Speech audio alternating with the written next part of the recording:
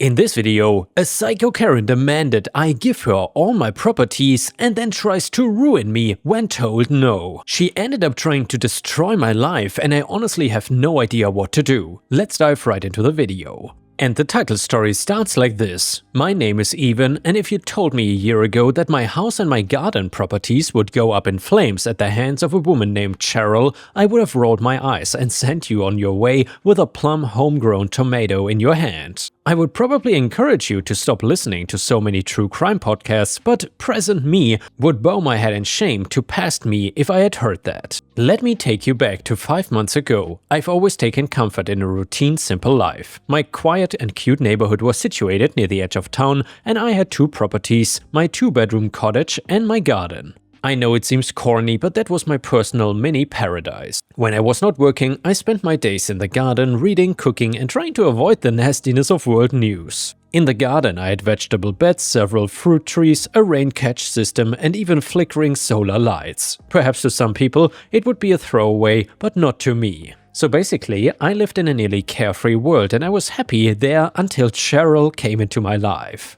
With a head that resembles a platinum helmet powered by hairspray, she brought the sort of energy that one expects from a person who was a breath away from demanding to see a manager. What she also brought was pain, loss and hardship into my life. I should have known that she was bad news when she pulled up to a recently flipped house down the street. She even had an interesting approach to introducing herself to me by shouting across the street, "Hey there, excuse me, yes you. You're the guy with the vegetable patch thing, right?" she said. I confirmed that I was and headed inside to go about my life. Well, my peace lasted about a day until she showed up at my doorstep in her orthopedic sandals the next afternoon. I asked how I could help her and she wasted no time going right into how she took a look at my garden and it was kind of charming, but there was a problem with it. Naively, I took the bait and asked what it was, only for her to tell me that it was bringing the neighborhood's value down with all the compost and dirt.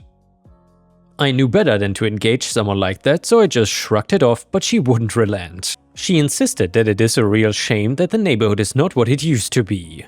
It turns out that Cheryl lived here when she was a younger Karen, back before she was married, and met the man that she would one day drive away by revealing her delightful personality. But again, I let things roll off my shoulder and said nothing about the neighborhood, its value, how it used to be, or my garden. After all, it was not any of her business. I did offer her a fresh cucumber though. She declined in a manner that would lead one to think that I offered her the cut-off arm of an infant. She left me alone for about a week until things got worse. The path to my garden, which was located to the right of my house, was not paved, but there was a space where I backed up my truck when I needed to unload several bags of mulch and a sizable gate that would latch when I was done. I would then typically move my truck to the driveway of my house, but that day I couldn't. There was a white Lexus SUV parked sideways, obstructing its exit. The wheels were turned at an angle that made it seem like its driver, Cheryl of course, wanted to make it obvious that she pulled up where she did intentionally. She was sitting in the car and when I approached and after her sweet time rolling down the window, she finally did and said, "Can I help you?" I forced myself to take a breath and in a calm, neighborly tone said, "Hey, you parked right where I'm supposed to pull away from my garden. Do you mind?" She waved her manicured hands at my truck and said, "Oh, that dilapidated old thing is yours? It looks like it has been abandoned and left behind to rust in the sun."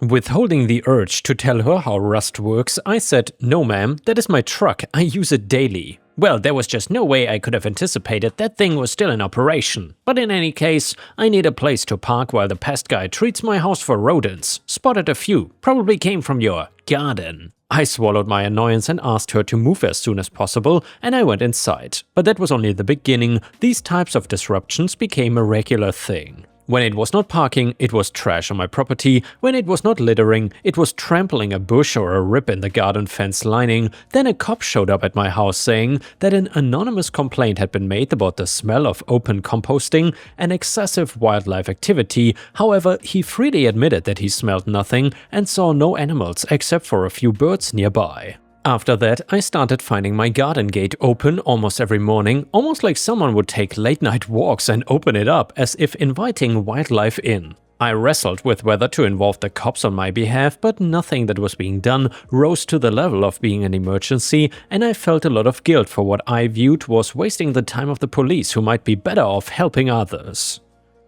However, eventually I felt like I had no choice. About 2 months after meeting Cheryl, one morning she showed up at my door. I took a deep breath when I was about to open it, expecting a confrontation over some other dumb aspect of my property she wished to complain about, but instead, before I got a word out, Cheryl blurted out, "I decided on a great plan for this house and the garden property. They should be merged. It will be much better that way. Here you go." She stuck an envelope out at me. I took a second to look down and then cautiously took it from her. The smirk on her face resembled the smug look of a supervillain who was ready to reveal the blueprint for their master plan. I went to open the envelope, muttering, "Plans?" under my breath, speaking to myself more than to the crazy Karen in front of me. Inside the envelope was a handwritten letter where in perfect cursive was a formal offer for my home and garden for double the property's worth. The final sentence really stuck out to me though. "I expected you will make the right choice." I looked up at her dumbfounded. I don't know where this is coming from, but neither my house nor my garden are up for sale, so no thanks. I expected a wild scowl, but her face switched into a grimace instead. "Your land is not being used properly, but people like you fail to see the bigger picture. It's very typical. I urge you to reconsider. I would make this place beautiful." Without a moment's hesitation, I shook my head decisively. "I already said my properties are not for sale. They will be mine regardless. You just have not realized it yet. I just made you an offer that is far more than it's worth, but you are clearly not intelligent enough to take this kind of opportunity and run with it. You will regret this decision." Before I had a chance to even respond, she turned on her heels and walked away. Little did I know how far she would take things from that point. I thought about that interaction all day. Maybe Cheryl would half throw more insults at me or mess with me in some annoying way again, but it went far further than that. That would have been preferable. 2 days later, I was heading out to go to the store when I opened the door to find the town zoning inspector getting out of his truck parked behind my car. "Mr. OP," he called out. I nodded and approached him. He read something off of his clipboard and continued.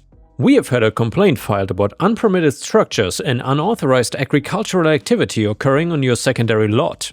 Unpermitted? Agricultural? What? My garden? You have to be joking. I've lived here for years and went through all the proper zoning with your office. Never been a problem until today. I understand, but things slip through the cracks sometimes. I'm not accusing, it was just a report. It would be helpful if I could walk through the property just to make sure. I went inside and dug up my paperwork from the time the garden was set up and inspected, and then we both walked over and he looked around. Not surprisingly, he found nothing of concern, nothing illegal, questionable, or even out of place. As he was leaving, satisfied with finding nothing, I saw Cheryl sipping something from a mug standing on her front lawn. A toothy grin formed on her face and she raised the mug as if giving me a sassy salute. I had to push down my desire to scream at her. Instead, I decided to make sure to keep my properties clean and pristine so that no one could even think to question them. I repainted the shed my garden was in and even hosted a farmer's stand where multiple neighbors came by and left with some fresh herbs and cherry tomatoes. Not Cheryl, of course, but I saw her watching from down the street. The next morning there was a flyer stuck to my mailbox. Before I looked at it, I glanced down the street and saw that every other mailbox had one stuck to it as well, and then I opened it and read it. It said, "Neighborhood warning. Beware what you get from the garden. Do you really know what is in there? Illegal composting, pesticides, feral wildlife all over the place. Protect yourself and the neighborhood. Demand action now." I saw my neighbor, Mr. Boise, come out to his mailbox and look at the flyer. He glanced my way but shrugged and shook his head as if acknowledging the insanity. I'm glad I was not the only one who saw this for the crazy trick that it was. Magnolia Richards, my next-door neighbor, even came over to assure me that she knew who was behind this and that Cheryl was just an old eccentric woman and she would get past things and then move on. To this point, Cheryl had done nothing destructive, so I didn't want to escalate things only to have it blow up in my face later. In a legal sense, I felt powerless. It seems like Cheryl knew what lines not to cross until the day she finally did. In early summer, our neighborhood went through a dry spell for almost 3 weeks. Everything crackled underfoot and emails from the town about avoiding open flames and fire pits became a near daily occurrence. One Sunday night, I ran over to the store as I typically did every week to pick up the essentials for the week. I knew something was not right as soon as I got back. I smelled a lingering scent of smoke. Inspecting further, I found a patch of blackened mulch that was still exuding some smoke. I ran to my garden shed expecting the worst, but things looked fine. Except that when I turned to leave, a burned pack of matches next to the compost bin caught my eye. There was no doubt in my mind who was behind this. The complaints, the vandalism and the sabotage were just practice rounds. Cheryl was testing how far she could push things and get away with them. I marched straight into the house and called the fire station, filing a report. They sent out a young fire marshal to look at the area, and he confirmed what I suspected. Someone poured lighter fluid on the mulch and then lit it. Luckily, the moist compost nearly did not let the fire thrive and it fizzled out. Had it been any closer, the whole place would have gone up. I explained to the fire marshal the situation with Cheryl again and told him that she was escalating. He advised me to seek legal remedies, but I was still hesitant. I just wanted to grow my fruits and vegetables and go back to the life free of my local Karen and her insane antics. This place used to be my safe haven, and it certainly didn't feel safe anymore. What made it worse was that the next morning Cheryl walked her little hippie dog past my house and waved obnoxiously. It was then that I decided I would not put up with her crap anymore. She took some shots, I absorbed them, and she just would not relent until I responded. Some part of me suspected it was what she wanted, but I didn't much care at that moment. I was never much for hard surveillance, but the attempted fire forced me to lean hard into safety. I purchased 3 outdoor cameras, motion-activated floodlights, and covered my shed in fireproof tarps where possible. My garden and my home stopped being my sanctuary, now they were some kind of fortress. Sometimes I thought I was paranoid, but it turns out I was not. Just over 2 weeks had passed since the attempted fire of my garden when I woke up to a crackling sound. Not the snapping of twigs, but the popping freckles of a fire. The floodlights outside the house were casting a bright light, but the orange glow was unmistakable. In the 10 seconds it took me to gather my wits about me, I realized that the fire and smoke were not coming from my garden, but right outside my bedroom window. Terror seized me as I realized my house was on fire. I tripped, jumping out of bed, bruising my knee, but the adrenaline drove me to get up and grab my wallet, keys and phone, and then storm out of the room. The smoke was billowing from under the front door and the crevices on its sides. That way was blocked. I ducked into my kitchen and grabbed an emergency fire extinguisher and an oven mitten. I reached for the obviously hot door handle and pulled the front door open slowly to avoid a rush of flames. I was hoping I woke up early enough to catch this early, but I was not that lucky. Coughing from the smoke that was entering my lungs, I used the fire extinguisher to spray the immediate front area of the house, putting some of the flames out, and then I looked up to see that the porch railings were completely engulfed too. I tried spraying those too, but with minimal effect. I had to get out to save myself. I leaped through the smoke and hopped through the somehow unaffected spots of my front steps. My neighbors were already outside on their phones calling the fire department. I gasped for air until Magnolia, the neighbor, reached me and pointed over to the garden where the licks of orange were sizzling from inside. I watched helplessly as my house and garden burned. The fire department arrived about 3 minutes later, but to an uncontrolled fire that was an eternity. They put out the flames in both places,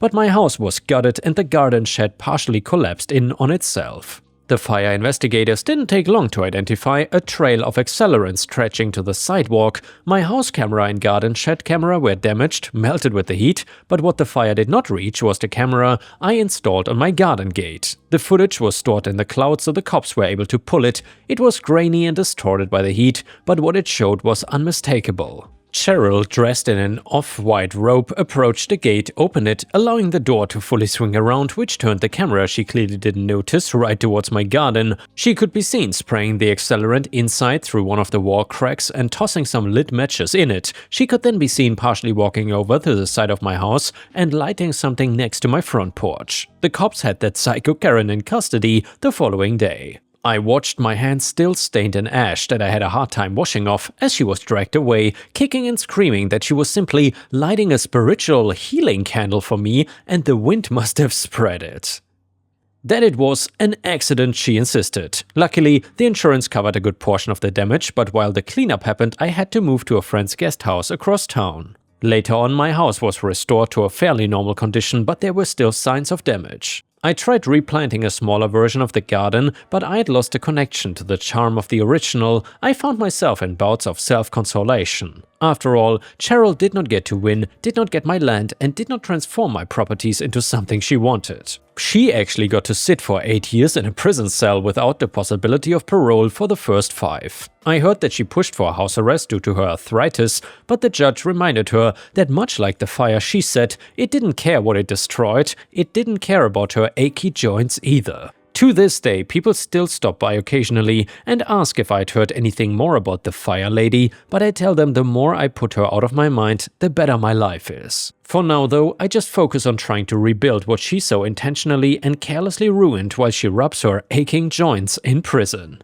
And yeah guys, let's hope that Karen does something stupid in prison and won't get out anytime soon. Someone who burns down the home of another person does not deserve to live in our society anymore, in my opinion. They belong in prison for a lifetime. Let me know what you think about this one. And now let's move on to the next story. It starts like this. Most people think of gold diggers in the sense of a relationship, so I never really saw the signs of it in my parents growing up. Maybe it is just because I trusted them or wanted to believe everything they did was right, but the signs were clearly there from the time I was a teenager. They told me that I needed to get a job, saying it would look good for my future and job experience is really important. So I went with it and felt like some extra money would also be nice. I got a crappy job at a pizza place that I wanted to quit about 100 times, but never did because my parents convinced me quitting my first job meant I would never find another one. Each paycheck they would take some off and told me that they were putting it away so I did not spend it all. I assumed again that they were just helping me, since teenagers are not the most responsible with money. Fast forward to me being a junior in high school and applying to colleges, they were mad that I was spending money on applications at all, telling me it was just throwing away money. Weird, but I didn't focus too much on it, and when I got into college I expected them to be excited, but instead they seemed a little bit upset about the whole thing. When I turned 18, a few months later, they sat me down and explained that I was an adult now and had to either pay them rent or move out. I was confused as this had never been explained before, and they didn't want like a little bit of money, they wanted like actual apartment price rent. I explained I couldn't do that much working part-time. They told me that I shouldn't have gone to college and instead gotten a full-time job. They allowed me to stay with reduced rent so I could finish high school and start college. So for those maybe not in the United States or just don't know about how the federal loans for college work, there's oftentimes extra money after they pay the school.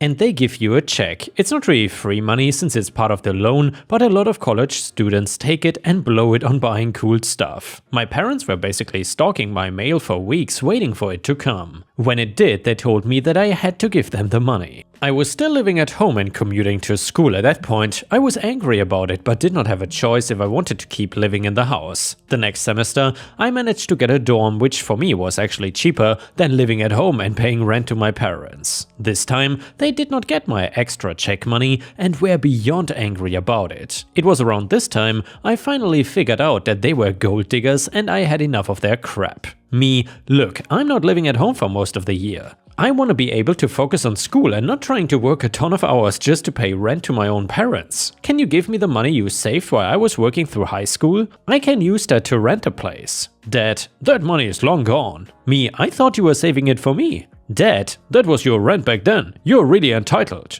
Me, you told me that you were putting that money away for me. You stole it. My dad, I didn't steal it. We deserved that money. We gave you food in a room. Me, because that is what parents do. We had a huge fight that lasted weeks of talking back and forth before things finally just imploded. They told me at the end that I basically had two choices I could make. Stay in school and I would be totally on my own. I would not have a family anymore since clearly I did not want to help make it work by contributing. Or option number 2, I could drop out of school and get a full-time job and give them a portion of the money regardless of where I was going to live, telling me that I owed them for the first 18 years of my life and was being selfish for not wanting to pay them back. I picked option number 1 and it was not some easy decision. They were my parents after all, and I still loved them despite the way that they were acting and treating me. They only cared about money and it really showed that me as a person did not matter. Fast forward to years later and I graduated and got a job in the tech industry. I worked my way up into management and was making a pretty killer salary. I had not thought about my parents in years, but I got a call from an unknown number and answered it to hear my mom's voice on the phone. She sounded older for sure, but it was a voice I didn't know I would miss until I heard it. She invited me over that weekend for dinner, and when I tried to bring up the elephant in the room, she told me that it was all in the past, that her dad and her wanted to move on and wanted to see me again. I was dumb enough to believe it and went to meet them that Friday night, bringing a nice bottle of wine that I knew my mother would like. We sat down and were talking about my job, and in the back of my mind I was waiting for them to ask about my salary, but they never did. The meal went fine and my mother started cutting us slices of pie when the big thing finally dropped. They told me that after years of taking care of me and raising me for 18 years, they wanted my house. They said they looked into it and saw how nice it was, and they deserved it for putting up with me for all of these years growing up. I walked right out of that house, but it was not the end of things. They actually tried to show up to my house and claim that it was their property. I came home from work and they were in the house with the deadbolt on the door. Then they ended up calling the police on me for trying to break into the house. I explained to the cops that it was my house, but they were talking about being my parents and the ones that actually owned that house. I did not have the deed and could not prove anything in that moment, so we had to go to court to deal with this because they were set on trying to steal my property. In court, I was able to show proof of ownership, but my parents had a different strategy to try and get the courts to agree with them on things. They talked about raising me for so many years, only then to get hurt in return. They said how they got nothing in return and were just trying to take what was rightfully theirs and reclaim the money they had lost for the 18 years I was living under their roof. The judge was furious for my parents wasting his time and told them off for being gold diggers, telling them that taking care of me when I was a minor was their legal responsibility and could not later ask me for compensation for the fact. They even tried to argue that if they did not get the house, I should pay off their mortgage and give them some type of monthly stipend. They left the court as losers and embarrassed at the fact that they were gold digging their own child, which was obvious, and they looked disgusted. They tried to contact me again about money, but I told them if they called me one more time, I was going to have them arrested for harassment and attempted extortion. I told them that they were nothing but gold diggers and having a kid just to try and get money from them later was one of the most disgusting things a parent could do. I don't care if I hurt their feelings because honestly, I don't know if they even have any. And before we end the video, we will read one last story from r/pettyrevenge. It is titled, "No Patients Were Harmed." I worked in the OR at a small hospital in a small town. Overall, the staff were pretty good, but management was awful. The head nurse, Linda, was upset because the OR director hired me without consulting her. They were very short-staffed and using extremely expensive travel nurses, and Linda seemed to resent me for being there, but I had done nothing wrong. She scheduled me to take a call on every major holiday because I was single and I was frequently stuck doing the worst cases. After a year of this, I decided the job was not a good fit and found a new position an hour and a half away. I then gave 4 weeks notice, only 2 was required, with my last day being Friday, November 30th. The week after I gave notice, a new 4-week schedule was posted that showed my last full day as Friday, but Linda had also scheduled me to be on call that weekend, Friday, Saturday and Sunday. I reminded her that my last day of work was Friday at the end of my regular scheduled shift and I would not be available to take the call.